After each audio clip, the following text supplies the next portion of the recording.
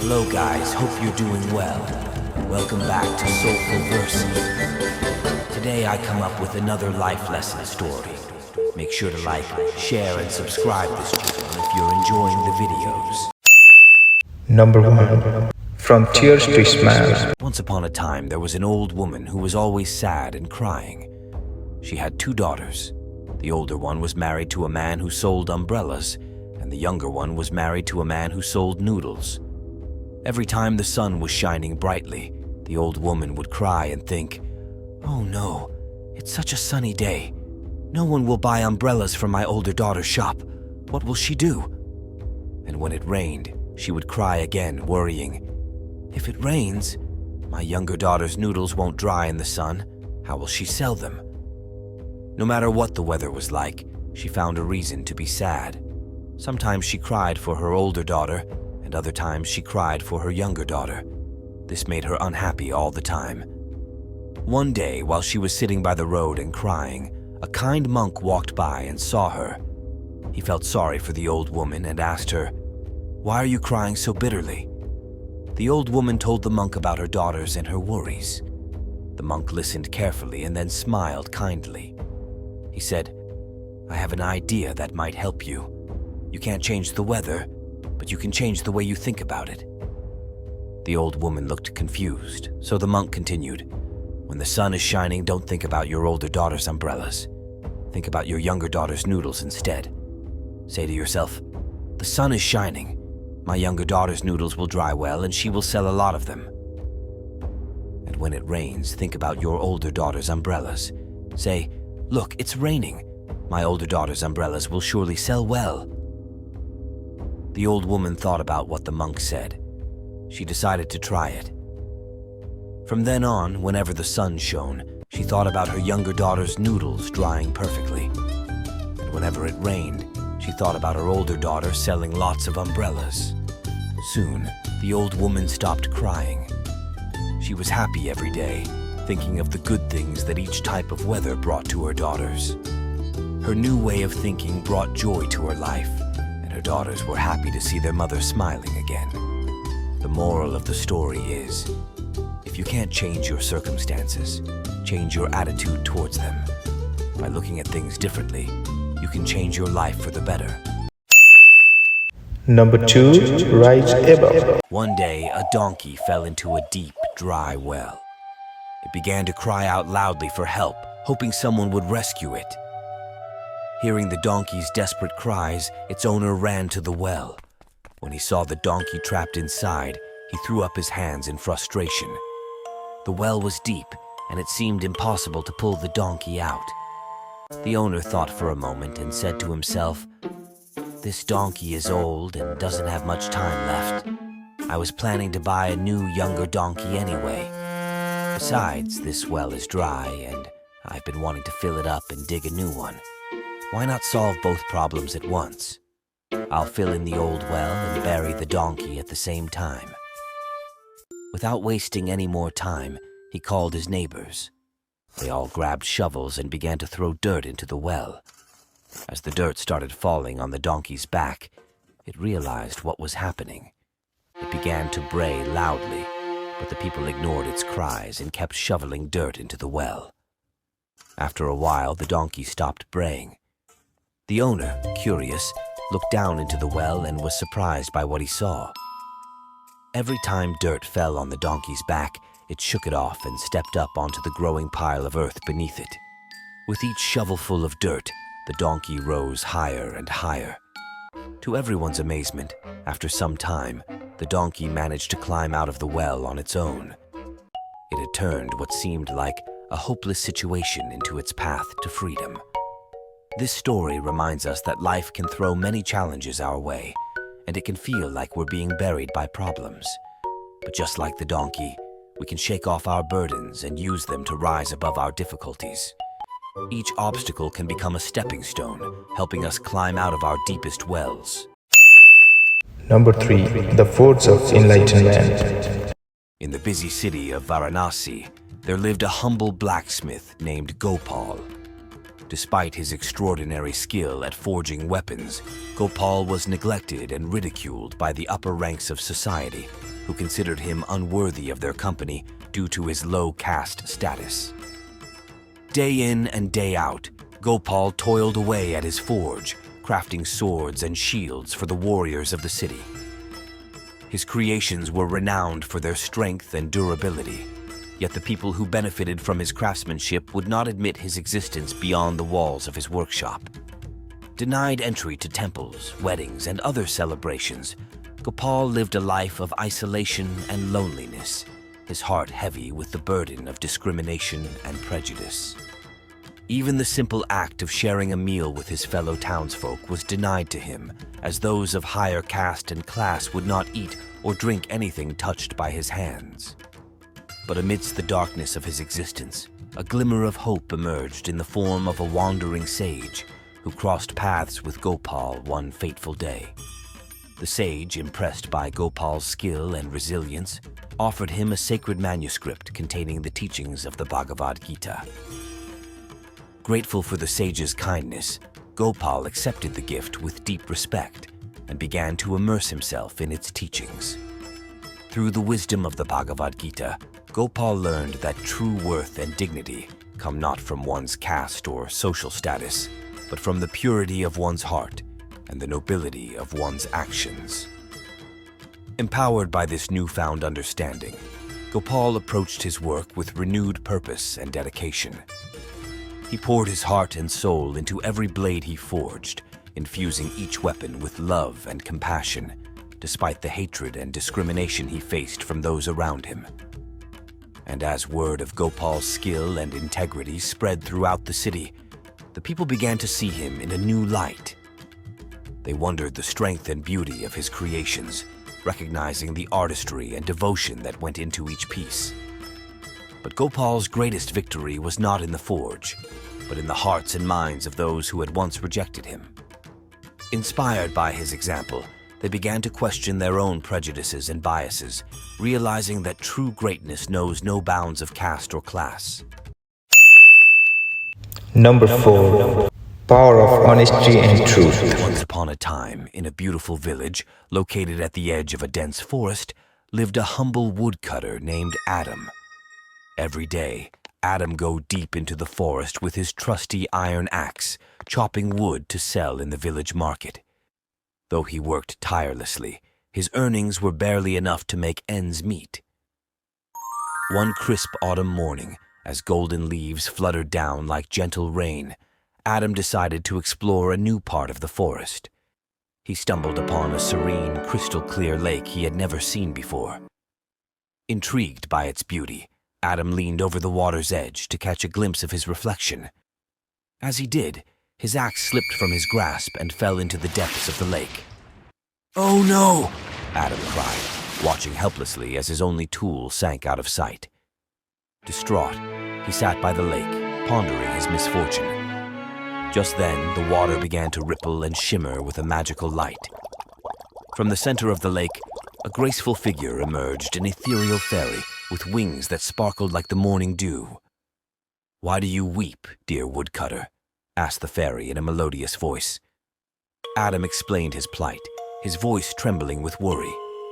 The fairy, moved by his honesty and despair, smiled kindly. "Fear not, for I shall help you," she said. With a wave of her delicate hand, the water swirled and bubbled, and soon a magnificent golden axe rose from the lake. "Is this your axe?" the fairy inquired. Adam gazed at the golden axe, its brilliance almost blinding. He shook his head and replied, "No, that is not my axe. Mine was just a simple iron one." The fairy's smile widened at Adam's integrity. She waved her hand again, and this time a silver axe emerged from the water. "Is this your axe?" she asked. Adam looked at the beautiful silver axe but shook his head once more. "No, that is not my axe either," he admitted honestly. "Mine was just a plain iron axe." The fairy nodded approvingly, and with another wave, Adam's humble iron axe surfaced. "Is this your axe?" she asked. Adam's face lit up with relief and joy. "Yes, that is my axe," he exclaimed. The fairy, impressed by Adam's honesty, presented him with not only his iron axe, but also the golden and silver axes as a reward for his truthfulness. "Take these as a token of your integrity," she said. "May they bring you prosperity and happiness." Adam thanked the fairy profusely and returned to his village, where he shared his extraordinary tale. The villagers were amazed by his honesty and the fairy's generosity. Adam's newfound wealth allowed him to help those in need, and he continued to work hard, but now with a heart full of gratitude and a spirit touched by magic.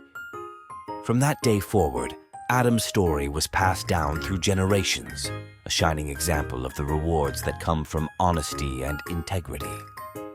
And the lake, now known as the Enchanted Lake, remained a place of wonder and mystery, where the whispers of the fairy could still be heard by those who listened closely. Number 5. The story of love and separation. At the edge of a vast green field, Love and Separation stood watching a young couple deeply in love. With a sly smile, Separation said, "I bet I can break them up." Love, calm and confident, replied, "Wait, let me approach them first, just once. Then you can try as much as you want, and we'll see who wins." Separation agreed. Love walked over to the couple. She touched their hands and looked into their eyes. A spark of deep connection passed between them. Love stepped back and said, "Now it's your turn." Separation shook his head. "Not yet. Their hearts are too full of love. I'll come back later." Time passed. Separation peered into the couple's home and saw a young mother holding their baby. Thinking that love might have faded, Separation crossed the threshold with hope. But when he looked into their eyes, he saw gratitude. "Not now," Separation murmured. "I'll come back later." More time passed. Separation returned to find the house bustling with noisy children and a tired husband just home from work. The mother was calming the kids. This time, Separation felt sure he could drive a wedge between them. But when he looked into their eyes, he saw respect and understanding. "I'll check again later," he said. Years went by. Separation visited once more. The children were grown. The father, now gray-haired, was explaining something to them, and the mother was busy in the kitchen. Peering into their eyes, Separation saw trust.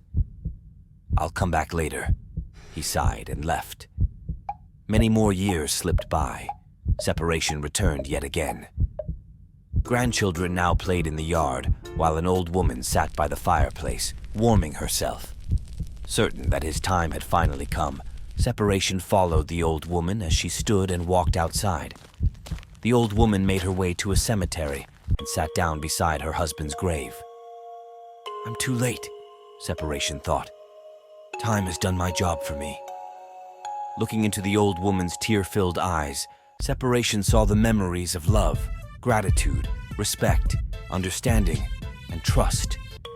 Defeated and humbled, Separation returned to the vast green field where love awaited. With a bowed head and a heavy heart, Separation confessed, "You win, love. I could never break their bond." Love smiled gently, understanding the true power of a connection built on enduring virtues. Number 6. Don't carry burdens. The teacher held up a glass of water in front of the class and asked, "How much do you think this glass weighs?" The students started guessing. Maybe 200 grams or 300 grams, could be 500 grams. The teacher smiled and said, "I don't know the exact weight unless I measure it, but that's not the point. What do you think will happen if I hold this glass for a few minutes?" "Nothing," the students answered confidently. "That's right," the teacher nodded. "Now, what if I hold it for 2 hours?" "Your arm will start to hurt," the student responded. "And what if I hold it all day?" the teacher asked.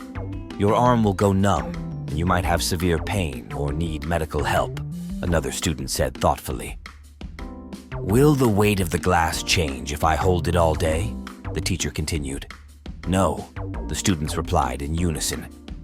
"So, what should I do to solve this problem?" the teacher asked, raising an eyebrow. "Put the glass down," a student suggested with a smile. "Exactly," the teacher said, beaming. Life's problems are like this glass. If you think about them for a short time, it's manageable. If you dwell on them for too long, they start to hurt. Think about them all day and they can paralyze you. The weight of the problem doesn't change, but the longer you hold on to it, the heavier it feels. The key is to take action and solve the problem or put it aside. There's no point in carrying burdens that weigh you down. Number 7. You cannot please everyone. Once upon a time, in the eastern part of Nepal, there lived a newly married couple named Sagar and Maya. They were deeply in love and eager to start their new life together. One day, they decided to visit Maya's family home to celebrate their marriage and receive blessings from her parents.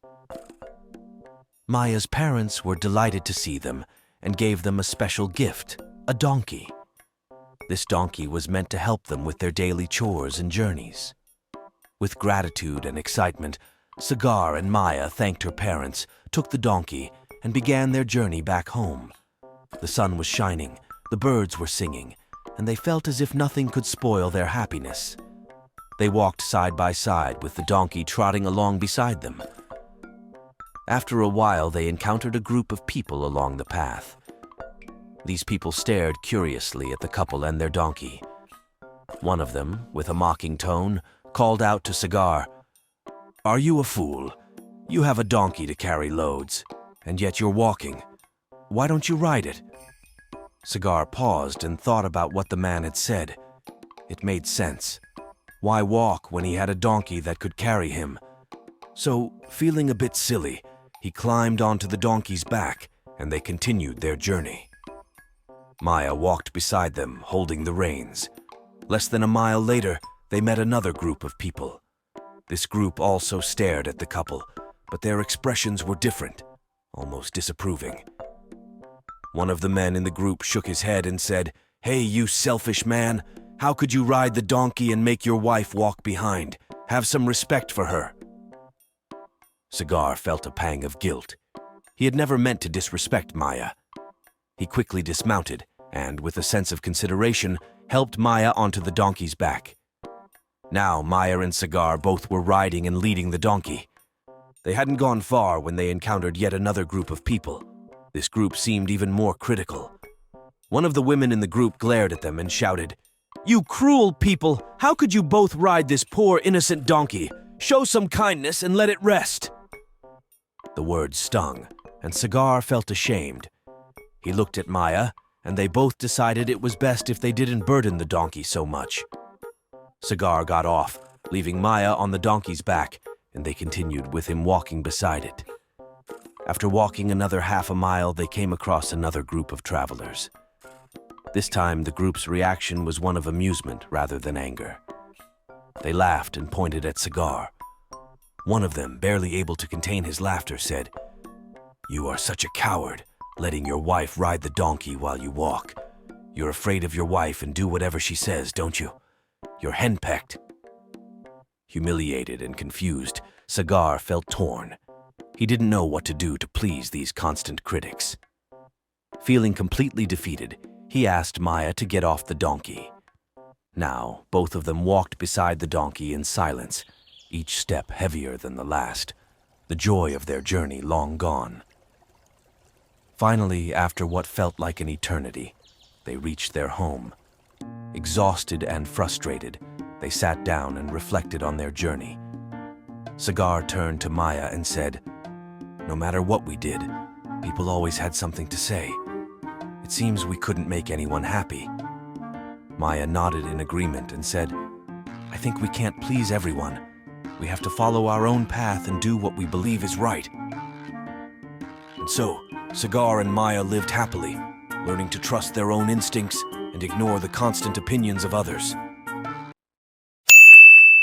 Number 8. Follow your heart. In a land where hearts were alive and full of feelings, there lived a quiet boy named Alex.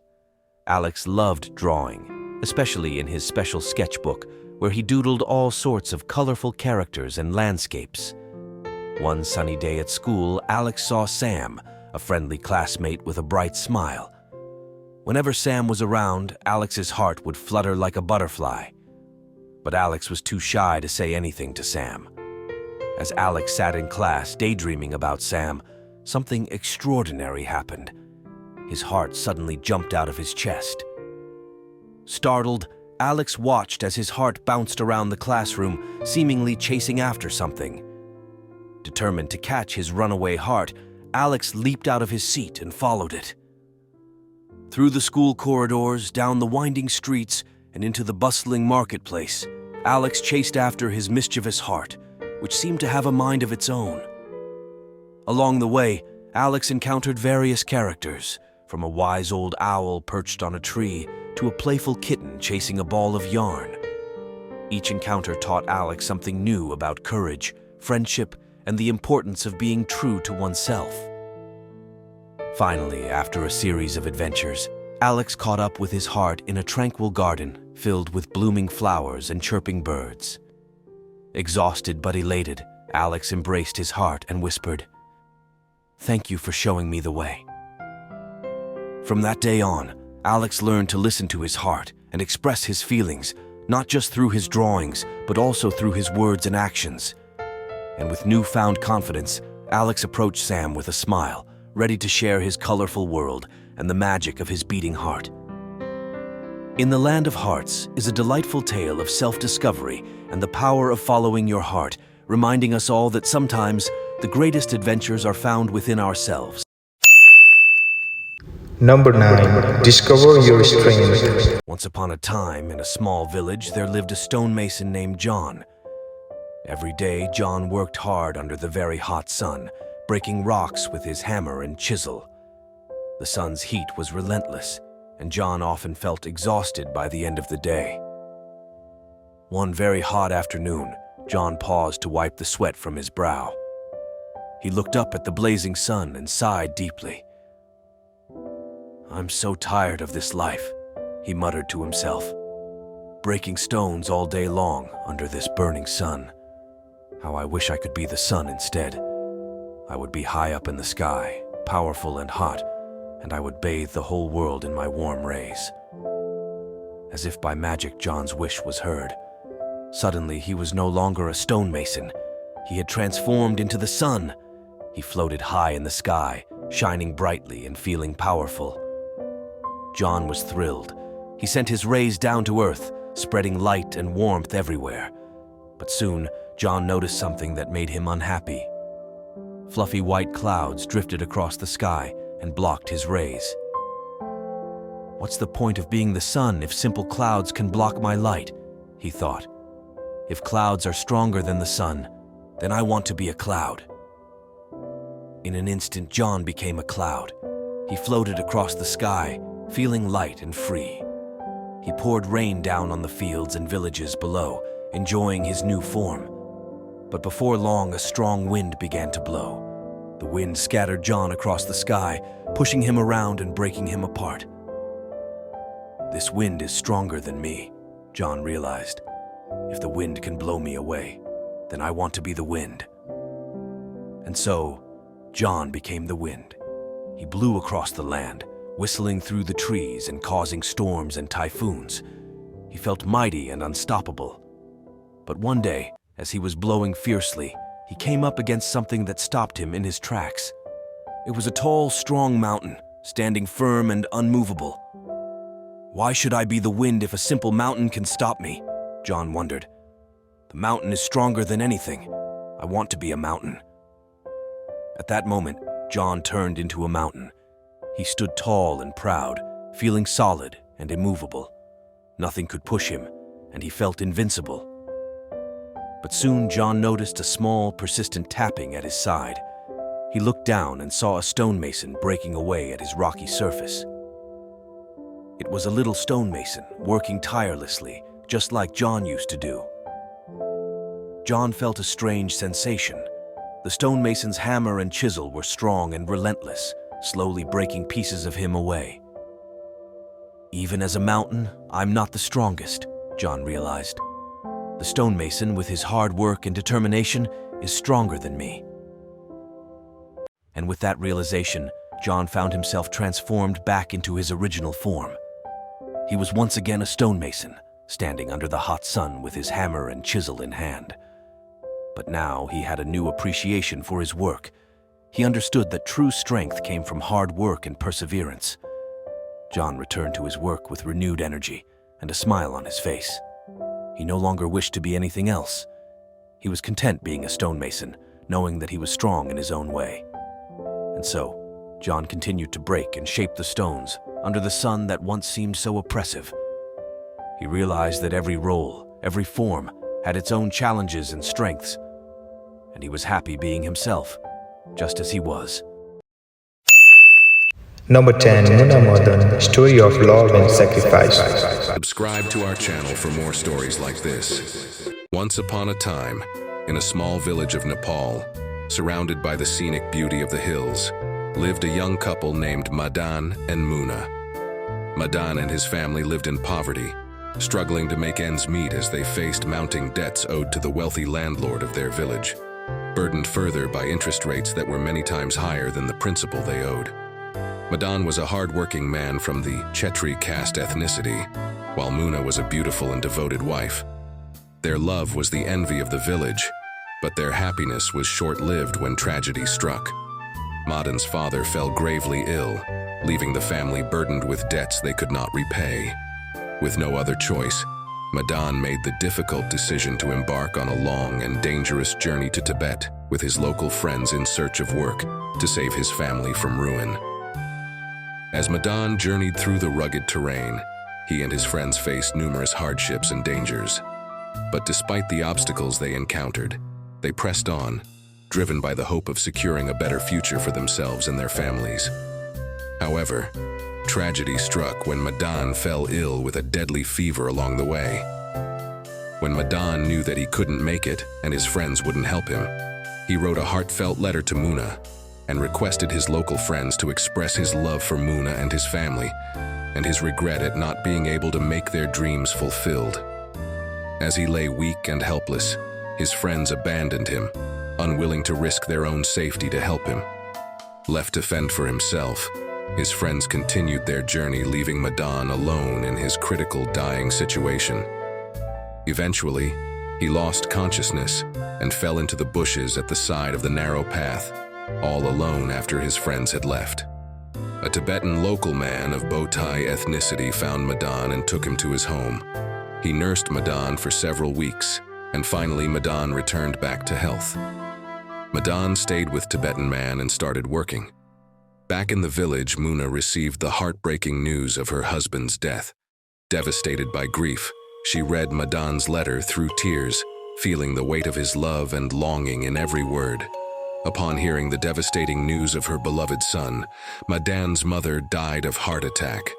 Madan's sister couldn't resist the death of her brother and mother. She too collapsed and couldn't open her eyes again. Devastated by the loss of her husband, mother-in-law, and her sister-in-law, Muna was overwhelmed with grief. She found herself unable to eat or sleep. Her heart felt heavy with sadness. Muna chose to remain faithful to her beloved Madan. She refused offers of marriage from other suitors and lived out her days in sorrow and longing for her lost love. Alone and grieving for her lost husband, Muna faced relentless pressure from local men who sought to marry her or take advantage of her vulnerability. Overwhelmed by the constant harassment and unable to bear the pain any longer, Muna tragically chose to end her own life, seeking peace from her pain forever. After 6 months of hard work in Tibet, Madan decided to return home. He was filled with beautiful dreams of reuniting with his beloved wife, Muna, and his family. Grateful for the kindness of the Tibetan man, Madan bowed to him and uttered, "A man is great by heart, not by caste."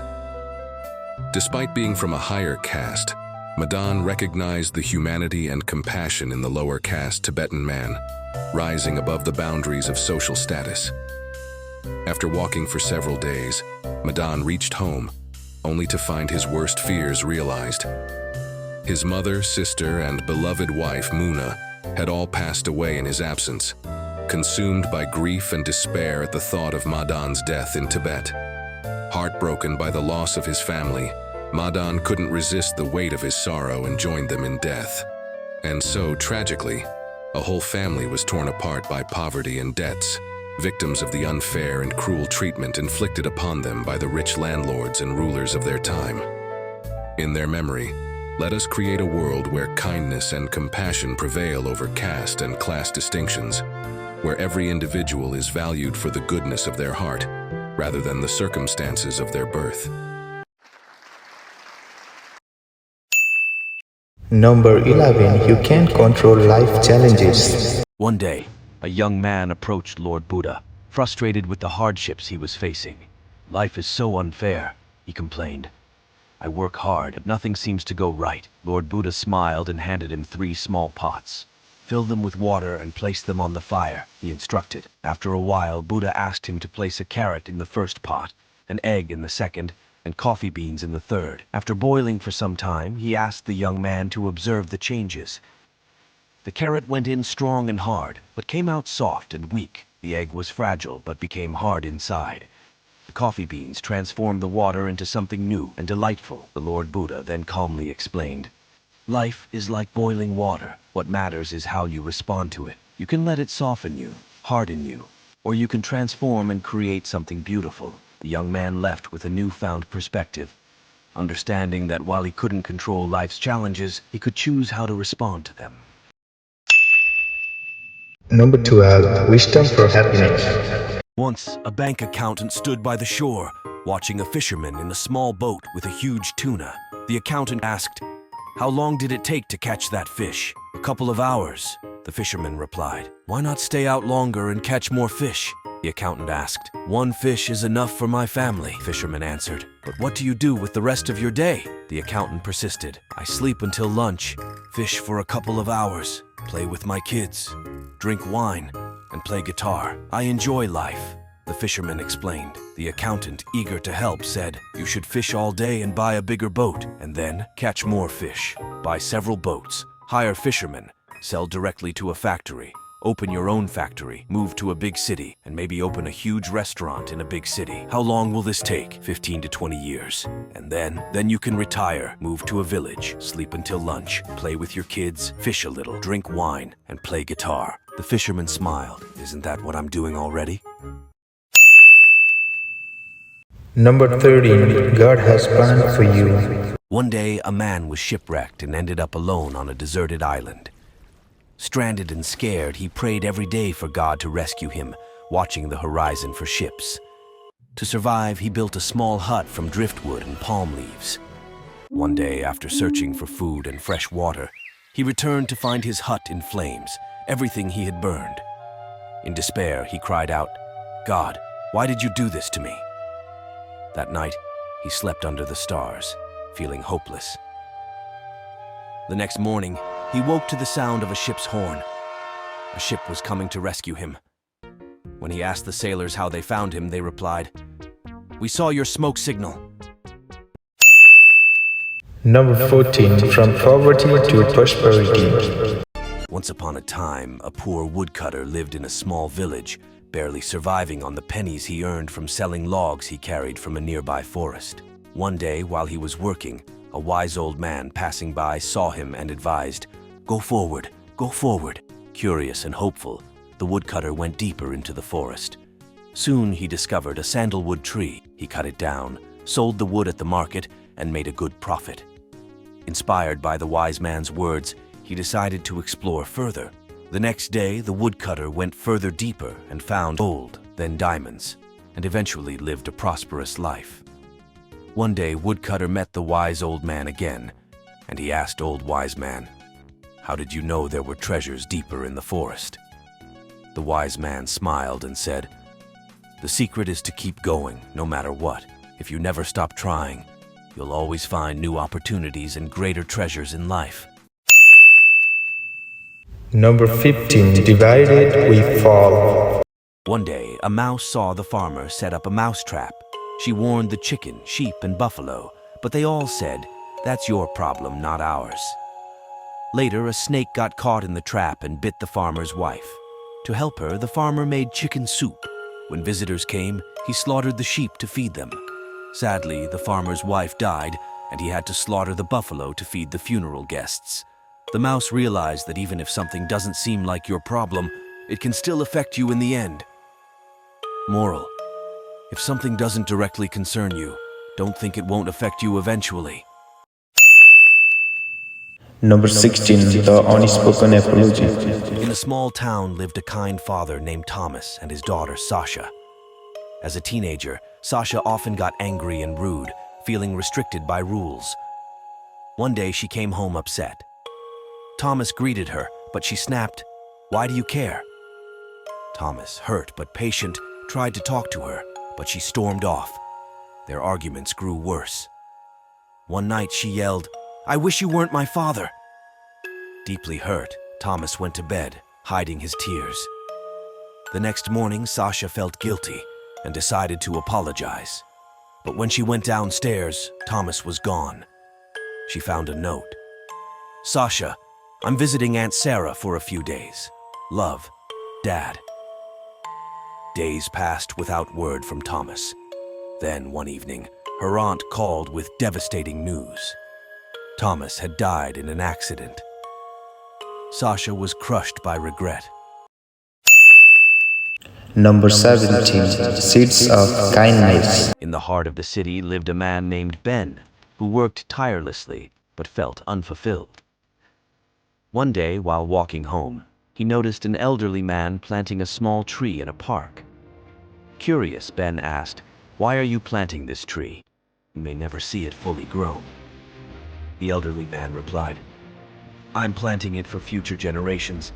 Just as others planted trees for us, it's my way of giving back." Those words struck Ben deeply. He realized that true fulfillment comes from acts of kindness and thinking beyond oneself. From that day on, Ben started volunteering, helping his community, and finding joy in making a difference. He discovered that life's greatest rewards come from giving and sharing with others. Number 18. Trust your instincts. Late one night, Anna's car broke down on a deserted road, with no cell service, and a storm approaching fear setting. Suddenly, an old truck appeared out of the darkness. A mysterious figure stepped out. "Need some help?" Emma hesitated, her heart pounding. She remembered her father's advice. Trust your instincts, but don't be afraid to ask for help. "Yes, please. Thank you." The stranger turned out to be a kind mechanic. He fixed her car, ensuring she got home safely. Emma learned that night that not all strangers are threats. Sometimes help comes from the unlikeliest places. Help can come from anywhere. Trust your instincts. Number 19. Stay true to your nature. Once, a grandpa saw a snake dying in the fire and decided to pull it out. When he did, the snake bit him, causing terrible pain. He threw the snake away and it fell back into the fire. Then, the grandpa grabbed a metal rod, pulled the snake out of the flames, and saved its life. His grandson, who was watching, respectfully turned to him and said, "Grandpa, that snake bit you. Why are you still trying to save it?" The grandpa replied, "The nature of snakes is to bite, but that doesn't change my nature, which is to help. Do not change who you are just because someone has hurt you. Keep your good heart, but learn to take precautions."